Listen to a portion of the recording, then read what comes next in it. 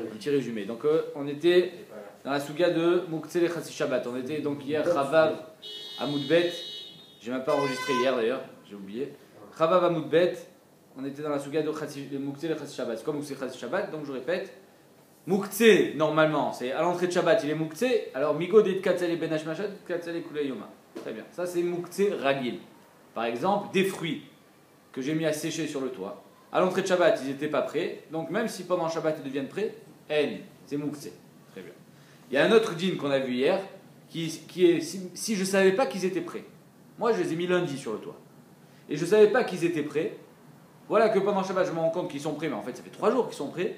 Ça s'appelle Mouktsé Betaout. Je pensais qu'ils étaient Mouktsé, mais en fait, ils n'étaient pas Mouktsé, c'est Moutar. C'est Mouktsé Betaout. Et Bémet l'Achronim se sert de cette Zvara pour dire quelqu'un qui croyait que c'était Mouktsé, par exemple, il y a un produit qui est tombé dans la casserole, tu pensais que c'était pas cachère, donc tu crois que la casserole elle est pas cachère. Et pendant Shabbat, on te dit mais non, c'est cachère. Et donc tu peux le manger, ça s'appelle Mouktsé Betaout. Donc ça c'était ce qu'on a vu hier. Ah, donc Mouktsé Khatsi Shabbat c'est quoi? C'est que à l'entrée de Shabbat c'était Raoui, donc on revient à nos fruits. Les fruits je les ai mis à sécher lundi.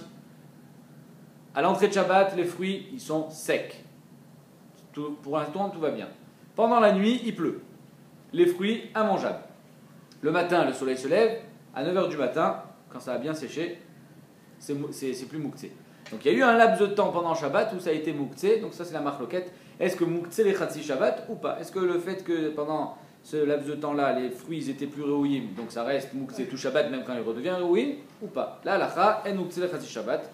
Donc on continue avec cette souga. Amar Rabizera, on est Chavav Amoudbet en bas. Amar Rabizera, Tashma, mi Poulin Ve'adashim. Je vais te prouver de Poulin Ve'adashim que en Mouktsé les Khatsi Shabbat. Qu'est-ce que c'est Poulin Ve'adashim? Des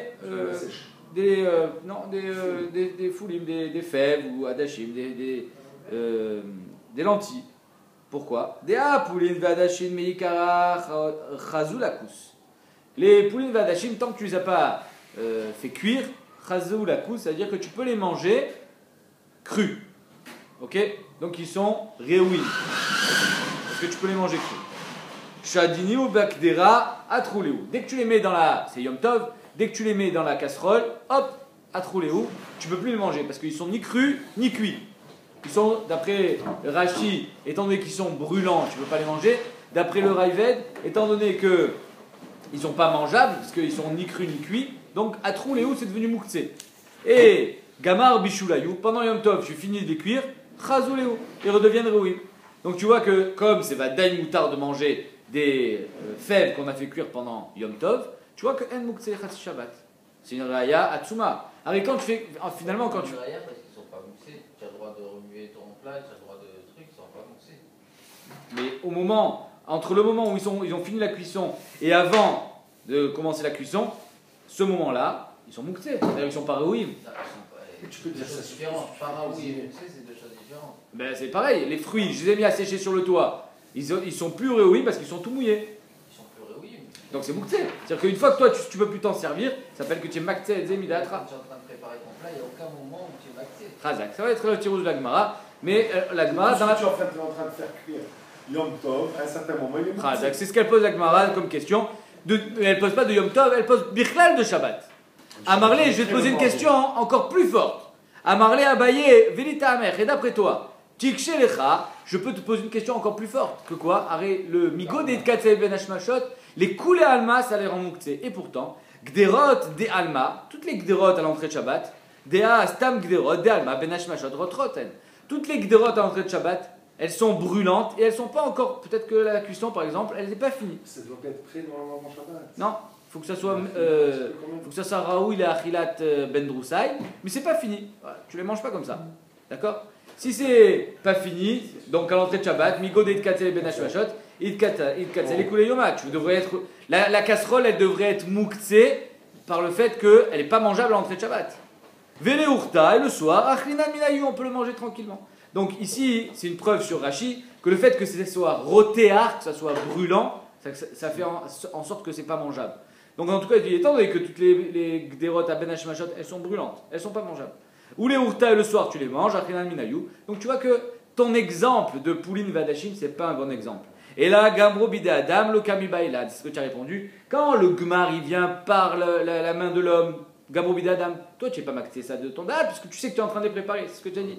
Toute la question, elle est qui kamibaïlam, Gabro bideshamaim. Quand c'est pas dans tes mains, la pluie, le soleil, c'est-à-dire que la pluie elle est tombée, les fruits sont devenus immangeables, et donc là tu dis, bon, alachli, c'est fini, j'ai perdu mes fruits. Mais tu savais pas que le soleil allait ressortir, puisqu'il y avait la pluie.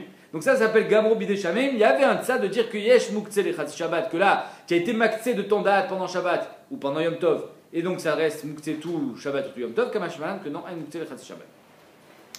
On revient à notre Bechor. Rabbi Uda Nessia, Rabbi Uda Nassi, avait les Aou Boucha. Il avait un Bechor qu'il ne savait pas si c'était Baalmoum ou pas.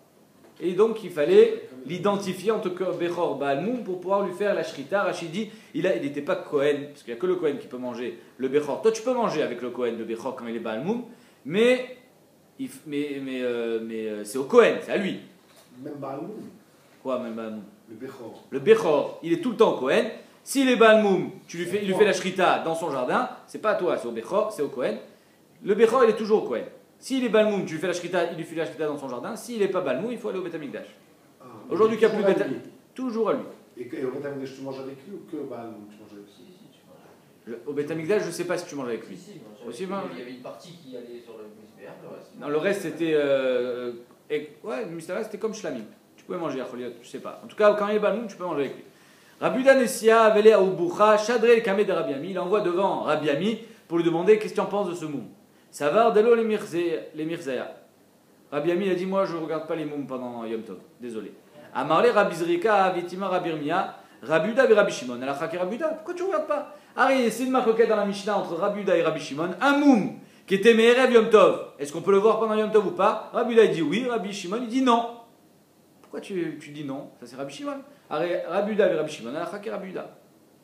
Comment la Gemara dans Hérouvine a dit? Parce que Rabbi Uda kav venaki, c'est-à-dire que tout ce qu'il a amené comme enseignement, c'était kav venaki, c'est toujours propre, c'était impeccable, on était posé que la comme Rabbi Uda.